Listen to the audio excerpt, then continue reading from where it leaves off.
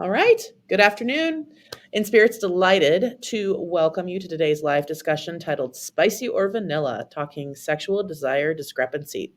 We're pleased to have Rachel Dorneanu as the presenter on this important topic. Rachel is an individual and premarital couples psychotherapist. She works with ages 16 and up. Her specialties include anxiety boundaries, highly sensitive people concerns, perfectionism, premarital counseling, and sex therapy. She offers outdoor walk and talk sessions in Cummings, Georgia, and online sessions for Georgia, South Carolina, and Florida residents. She makes therapy convenient and easy to fit into your busy life. We are super excited to have Rachel with us today. To learn more about her expertise and her powerful practice, please visit stagecounselingtherapyandwellness.com. So please note that you have an opportunity to ask Rachel all of your questions. Just know that you may ask your questions anonymously by clicking on the Ask Anonymously toggle on your Q&A screen. So please feel free to enter your questions into either the chat or the Q&A box, but know that we'll be holding all questions until the end of the presentation, and we'll read each question to Rachel and let her have a chance to respond. Lastly, we also want to remind you that the information provided in this session is not personal medical advice. If you have concerns, please be sure to consult your provider, your personal healthcare provider. So without further delay, welcome, Rachel. Awesome. Thanks.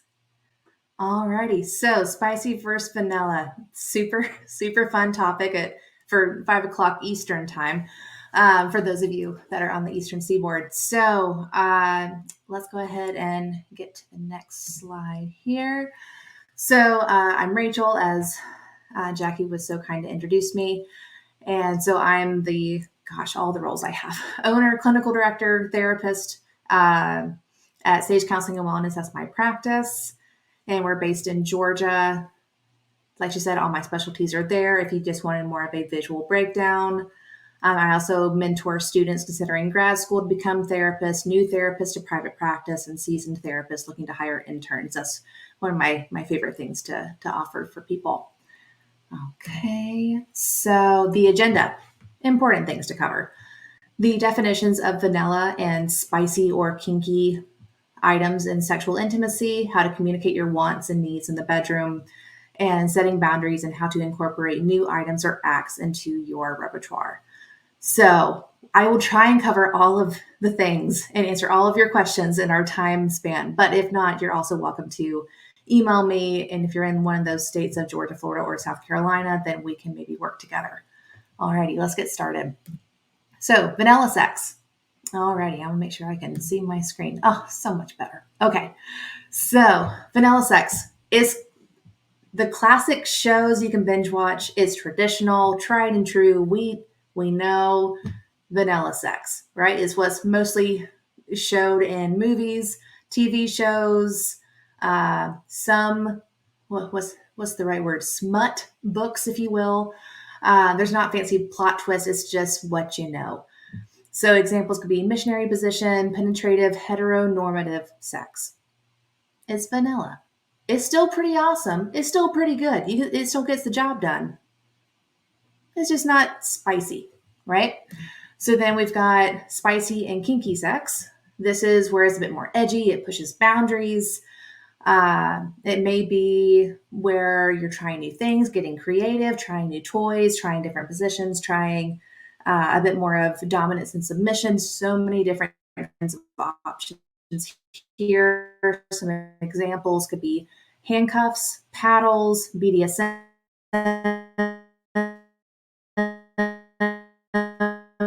which stands for bondage, discipline. What an acronym. So the definitions for those of you that were unsure. Okay. I kind of like this breakdown here of the types of ice cream you might enjoy. So it's kind of like deciding between words are so hard, y'all. Rocky Road and vanilla ice cream. Personal taste can vary. So you may need to have a bit of a sprinkle of communication, dollop of compromise, maybe a dash of creativity, something that will work for both of you, both of your partners, however many partners you're involved with, then make sure that you find a good balance for you guys. The key is to savor the flavor that both partners enjoy, spicing up conversations, keeping things as smooth as a scoop of your favorite ice cream, if it helps to have a bit of a visual, if you will. Okay, so a tip here. I love to teach my couples this. So this is the 1-5-10 exercise. So with communication, you want to make sure that you are having really great verbal and nonverbal communication. So verbal could be yes, no, gotcha, thanks, what? And then nonverbal could be maybe you have your eyes are downcast, or your arms are crossed, or you have open body language, open and ready to receive the conversation. Is being mindful of both of those types of communication, especially when talking about intimacy. And you also want to make sure that you are nodding along, asking questions, not just parroting what you heard, is actually summarizing and paraphrasing, and making sure that you're having a really healthy conversation. Every person that's speaking, every partner feels heard.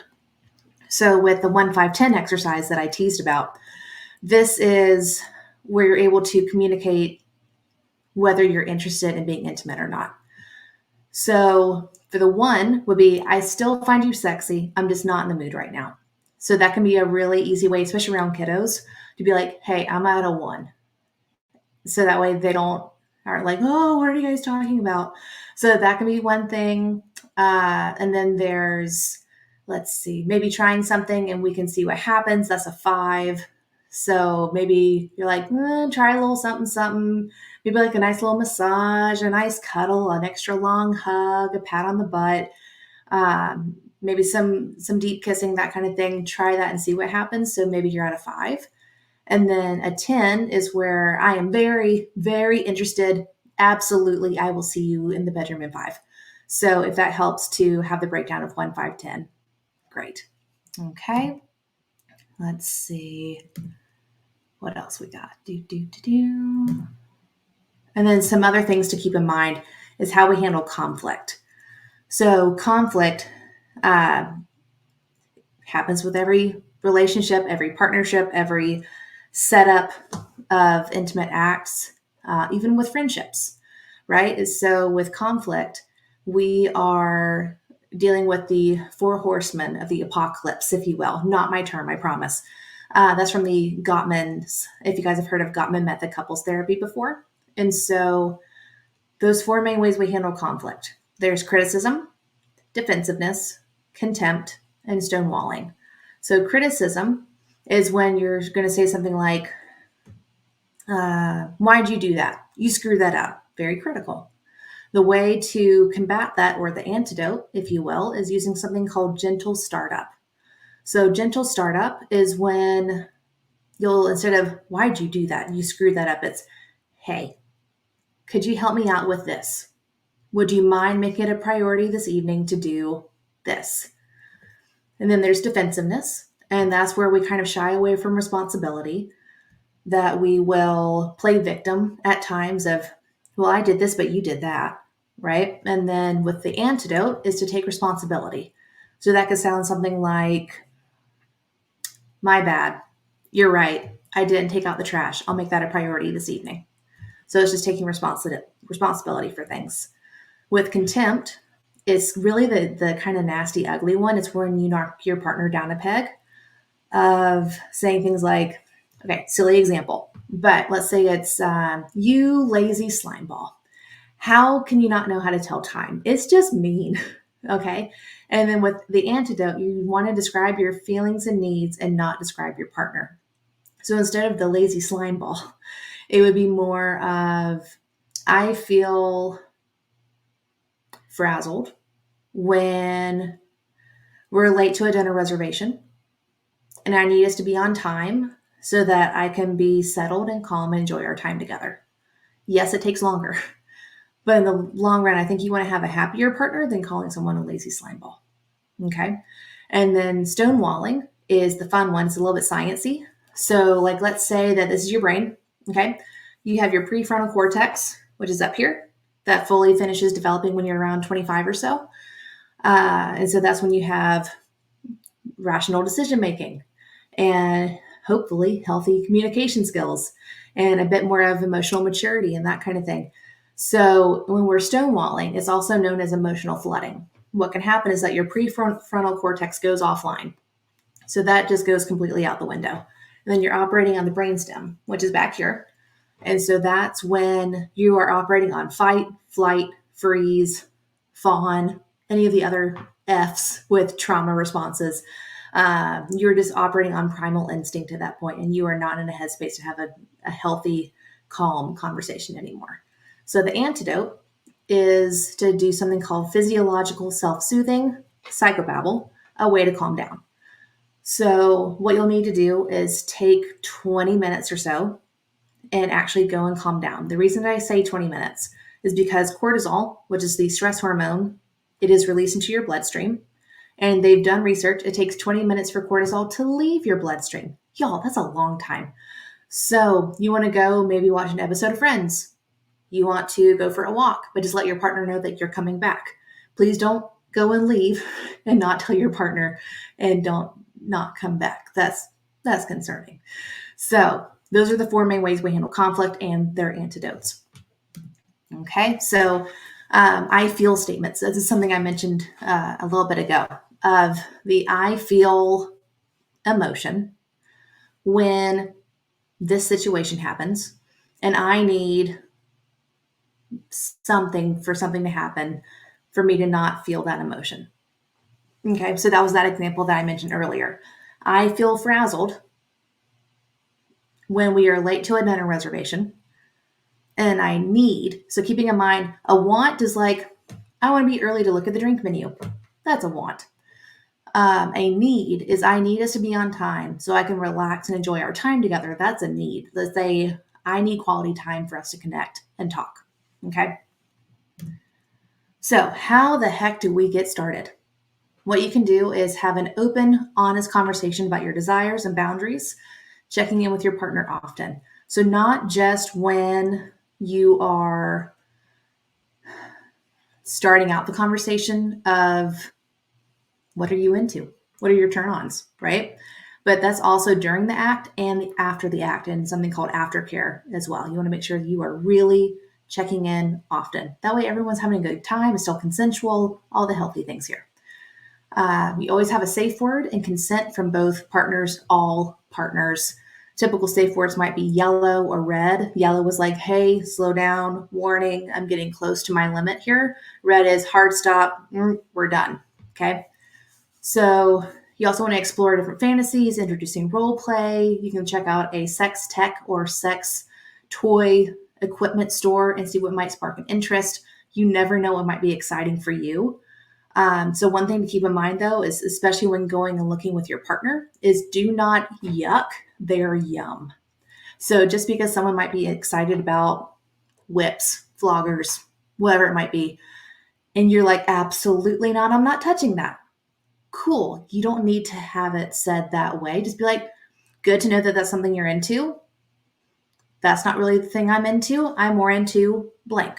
Okay. So make sure you don't yuck someone's yum. Okay. So I came up with a few helpful phrases that you can look at. So maybe when expressing desire, I love it when you initiate. It makes me feel desired. Can we incorporate more of that into our intimate moments? With discussing preferences, I've been thinking about trying fill in the blank. How do you feel about exploring that together? If it helps to screenshot any of this, please feel free if you're planning on talking to your partner later about something, because these are pretty tried and true things here. Giving positive feedback. I really enjoy when we blank. It makes the experience more enjoyable for me. Can we do that more often? Setting boundaries. I've noticed that blank makes me uncomfortable. Can we avoid that and focus on blank instead? So the one thing I want to mention with the setting boundaries, that doesn't necessarily have to be in the bedroom. That can be regarding parenting styles. That can be regarding time with family and in-laws. That can be many different things. Keep in mind that the ways to talk about certain things can also translate into other parts of a relationship and other parts of a partnership. Okay. Alrighty. Expressing emotional connection. I feel more connected when we engage in blank. Can we prioritize that in our intimate moments? Encouraging communication. I'd love for us to have more open conversations about our desires and fantasies. What are your thoughts on that? Sharing fantasies. I've been fantasizing about trying blank. How do you feel about exploring that together? You see how a lot of this is coming from an I place, I statements, I feel, I've been fantasizing, I'd love for us, I feel more. So keeping that in mind, if it's coming from a place of our point of view and not, you did that thing and I didn't like it, right? We don't want to be critical. We don't want to be harsh. We want to make sure that we're communicating just from our point of view. And there's the last one of asking for feedback. I want to make sure you're enjoying our intimate moments. Is there anything you'd like to try or any feedback you have for me? I think that's one of my favorite ones, is that instead of just trying the same old thing over and over, and because it worked that one time is going to be great the next time, not the case. Unfortunately, we're not robots. So checking in, asking for feedback. I want to make sure you're enjoying this. Is there something you want to try, something you want to do? Can I do something differently? Do you want me to do a certain thing with my hand? Do you want me to try incorporating this toy? Do you want me to hit harder or lighter? What do you want it to be like? Keeping in mind is not coming from a place of being naggy or nagging your partner. It's truly coming from a place of curiosity that you want to know and learn more of what makes them feel best. Okay. So, things you can try. This is a very small, and I cannot stress that enough, a very small list of things that you can try. So maybe a blindfold, handcuffs, rope for tying up a partner, or a certain limb of a partner to a certain object. You can do temperature play. Maybe it's ice on a certain body part, or heat within reason. Like maybe don't set them on fire unless it's something they're really into. You can also try, oh my gosh, I'm trying to think. There's also like, those freezy ice packs that are gel and never fully freeze. You can play with that. There's plenty of home things you can play with for temperature. Spanking, you do not have to go out and get a flogger. You can use a spatula for cooking. Clean it afterward, but definitely an option there. Sensory play. Sometimes sensory play could be having a blindfold. Therefore, one of the things with vision, or it can be some kind of earplugs or earmuffs. It could be, if you guys have ever heard of the electric wands, those are really cool.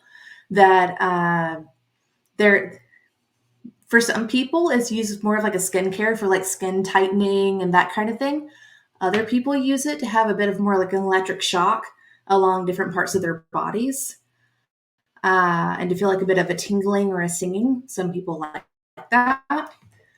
You can try intimacy attire, maybe a certain kind of lingerie, a certain kind of strap-on, different kinds of items there. Massage candles, those are really cool. You can use some of the candle for massage, or depending on if it's an actual non-massage candle, you can use some of the hot wax. It's like wax play. And you can play with, there's tons. I'm sure you guys know there's sex shops galore online and probably in your community. Plenty of toys to play with. There's vibrators, dildos, cock rings, bullet vibrators. So, oh my gosh, there's so many different options. So feel free to just go and look and see what's available. Or it could be a fetish. Maybe there's something that you're into. There's some people that are into blood play, of where they enjoy having their own skin cut and having parts of their bodies cut and seeing their own blood. Or it could be knife play of having the concern of like, what happens if a knife were to hurt me? There's play with bodily fluids. There's tons of fetishes out there. So keeping that in mind. So I'd love to do is I'll time you guys for maybe 2-3 minutes. If you want to take a moment and write down other items you might be interested in. And so I'll time it for my sanity. We won't just pause forever, but really take a moment and think. If it helps to also have maybe a column of like green, yes, I'm definitely interested in trying this. Yellow, I'm a little hesitant, but maybe. And then red is like, absolutely not. Do not do that thing on me. So I'll time you guys for maybe 2-3 minutes, and then I'll move on to the next slide.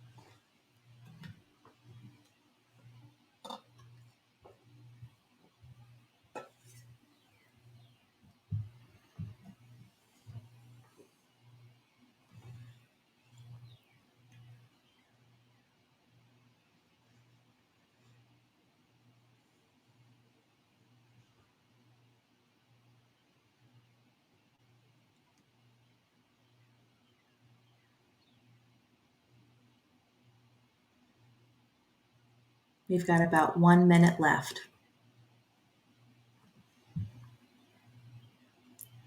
For those of you that might be finished, if you want to share in the chat of things that are not on this list that sound interesting, you're welcome to share that and let this be a little bit more interactive. If you want to ask a question about any of these items in the Q&A, you're welcome to do so as well. But we've got maybe 30 seconds left.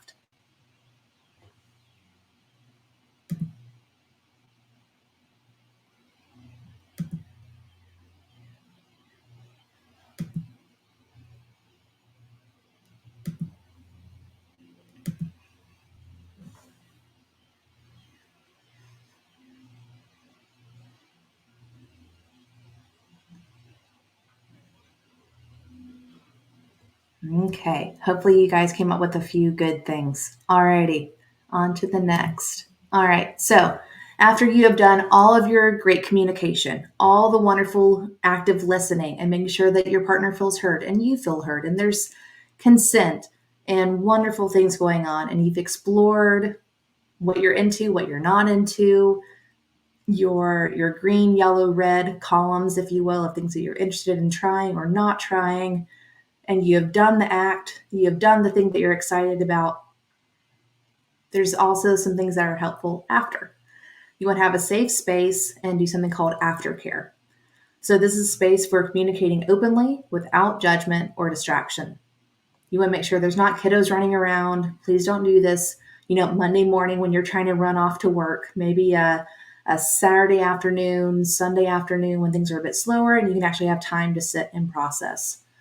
You want to share any thoughts, fears, desires openly to build trust and respect. So maybe there was something that happened in the interaction or in the scene that you were concerned of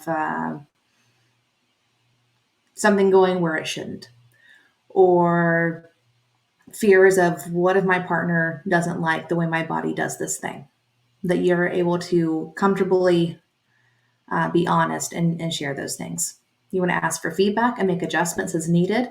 Sometimes some people don't want to share the feedback immediately in the moment. They're worried that it'll throw things off. So maybe saving that feedback and having an open discussion with their partner later on can be helpful to make those adjustments when everyone's in a more clear headspace.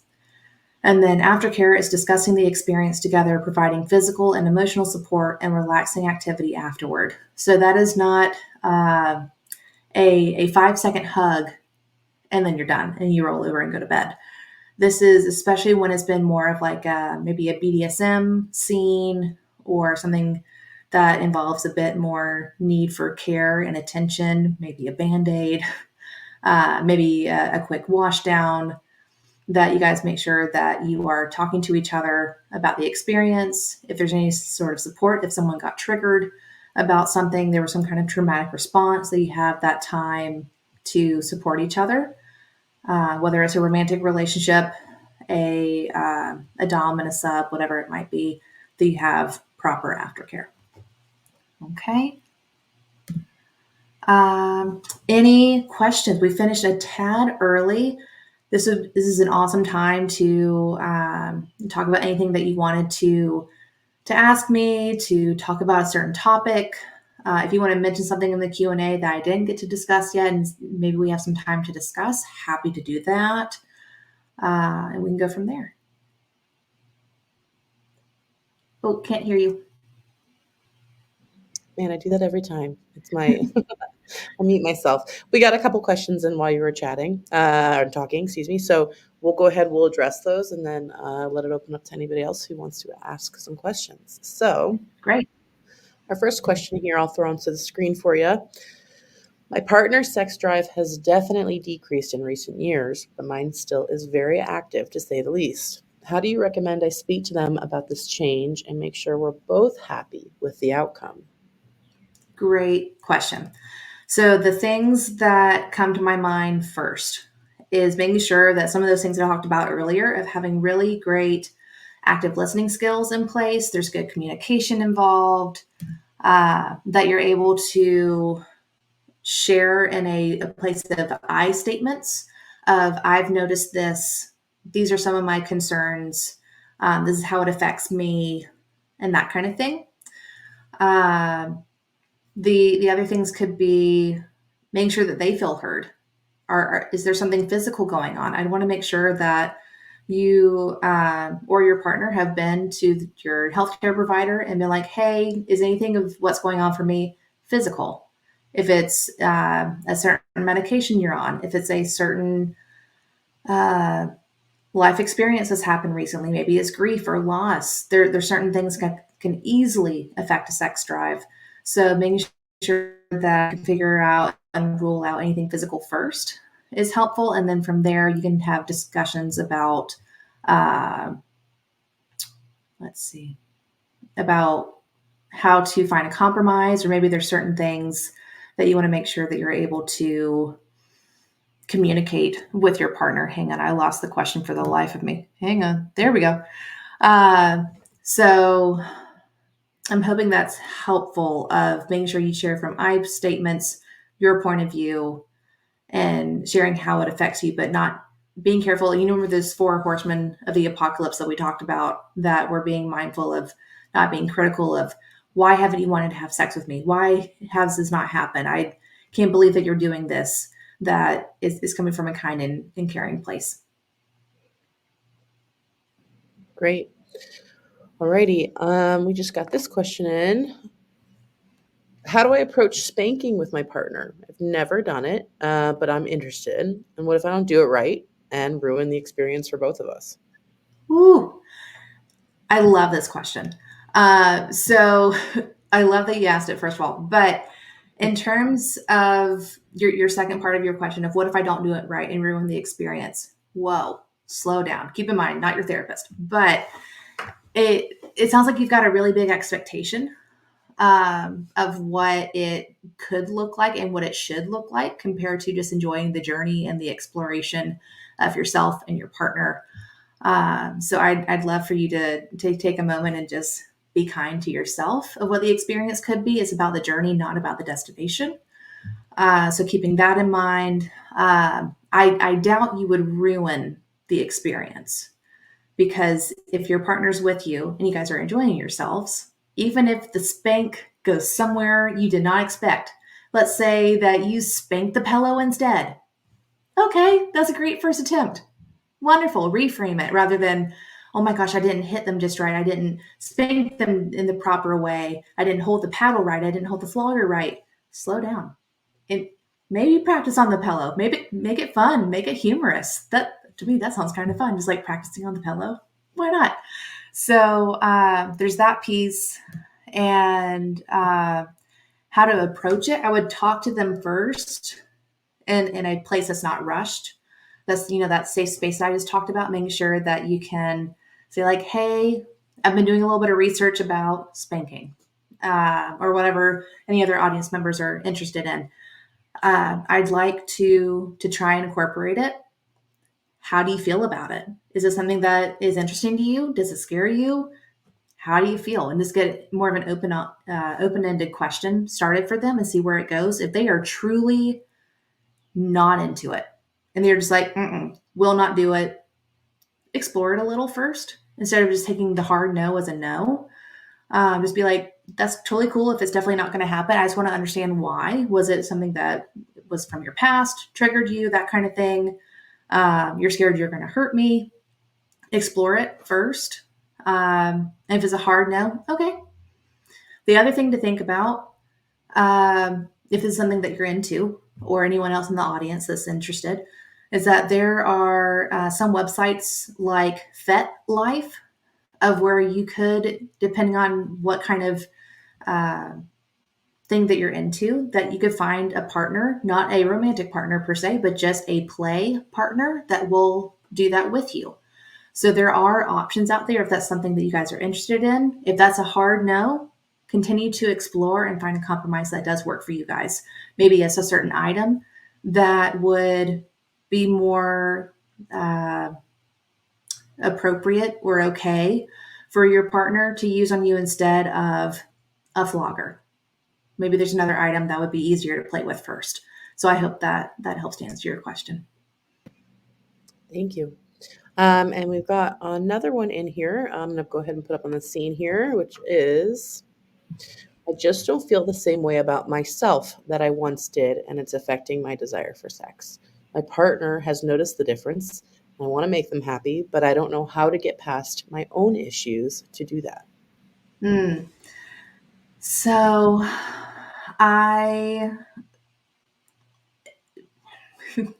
my first answer is consider therapy. And the reason I say that is not just because I'm a therapist, but because the mention of I how do I describe this? Of I want to make them happy. I don't know how to get past my own issues. I want to make sure that you're able to focus on if it's your body image, your confidence, your self-esteem, whatever it might be, that you're able to work on some of that first because a lot of it sounds like you work for now. Because you're able to work on that and have confidence. There's some really good books on my bookshelf actually that I'd be happy to recommend. I'm trying to remember what one of them is. What is it called? Oh, what is it called? I think it's called Becoming Orgasmic. Um, I have so many options for books.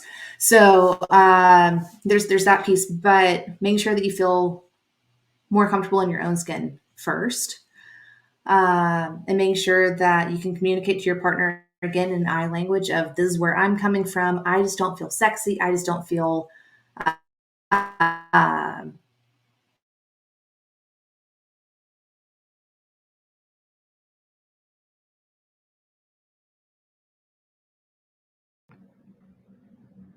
and with them noticing the difference, notice and ask just what kind of things have you noticed. Maybe they can share some helpful observations, maybe how you have certain reactions or behaviors or emotions around them, how you communicate. That can be helpful for gathering information for you, gathering data, if you will.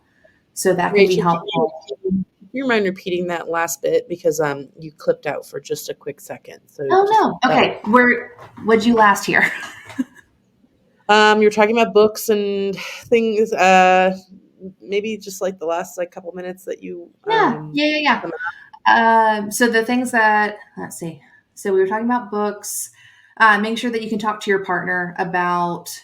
Uh, oh, hang on. You know how you have like really good stuff in your brain and then it's all gone. Hang on. Let me see.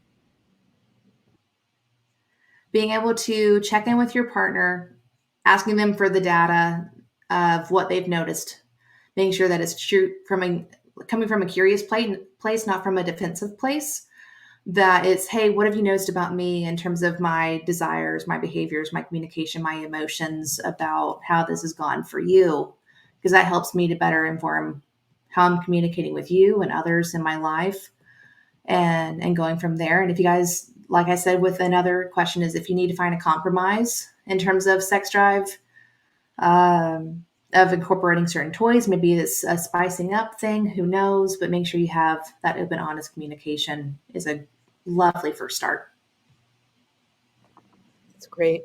That's and then my I have a question is, what is maybe some of the things that you hear the most from some of the people that you work with? Some common maybe fears of how to, stepping kind of into new experiences along with their partner. Maybe what's like a top fear that you kind of hear from people? Ooh.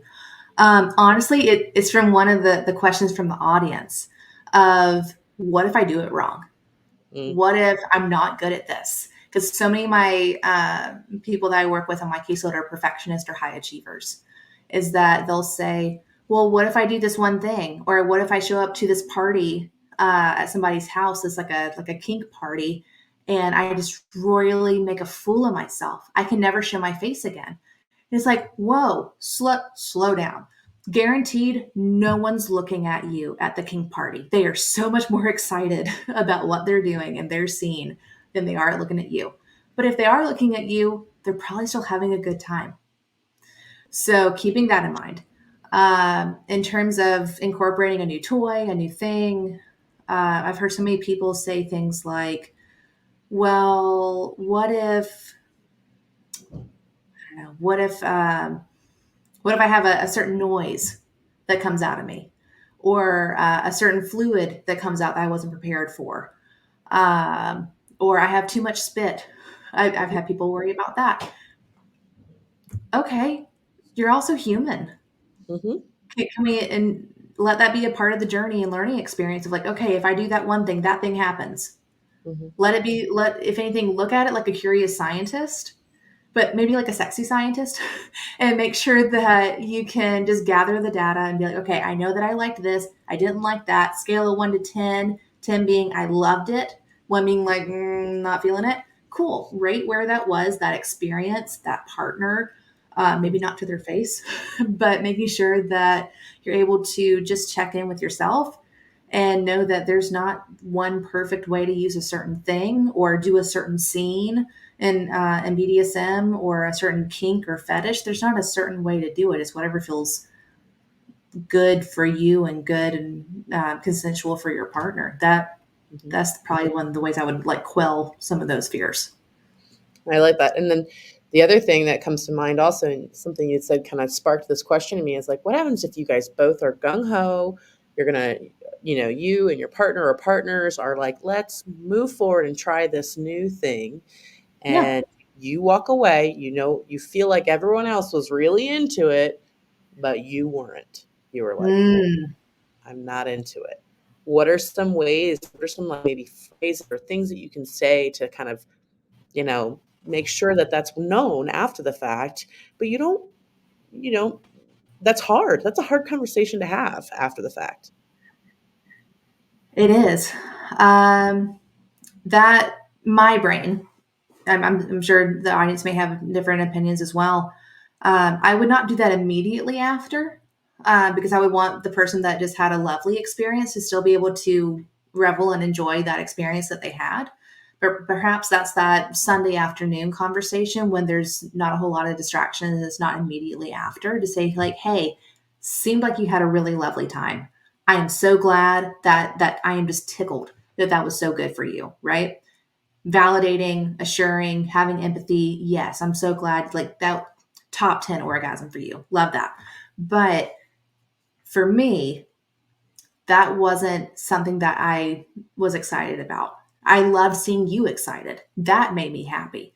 That was cool. However, that one thing that we did, I felt uncomfortable. I felt triggered. I didn't feel confident in that being something that I want to include in our repertoire anymore. Um, how do you feel about what I've just shared? And doing a bit of a active listening, pairing back and forth. So that way everyone feels heard. We don't feel judged or critical of one another. They are able to share that. And if it's something that the person truly is like, this will be the the thing that I do forever in every sexual interaction, and that's not something that you're interested in, something to talk about. Maybe that's when you have a different play partner.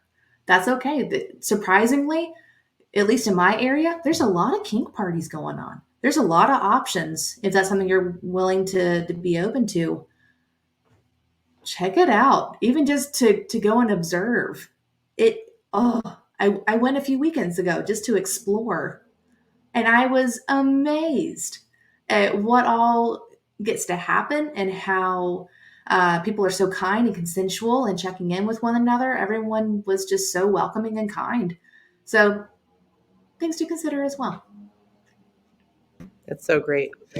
Well, thank you very much. That is all the questions we have. And I want to thank, on behalf of InSpirit, I want to thank Rachel, all of our viewers for attending today. Remind you that the recording is going to be available on the website within 24 hours for everybody, and also available on our new podcast as an audio recording. So for anybody who wants to listen again, or somebody who missed it, definitely check us out, inspiritforher.com. We've got Rachel's website up on the bottom here for you for anybody who wants to go ahead and contact with any additional questions, or if you want to look at resources on her site. It's a fantastic website. So anything anybody needs, you've got all the resources you could possibly want, and please reach out to us with any questions. Thank you, Rachel. We're going to go ahead and end it, and we'll talk to you guys Awesome. next time. Thank you. All right. Bye, everybody.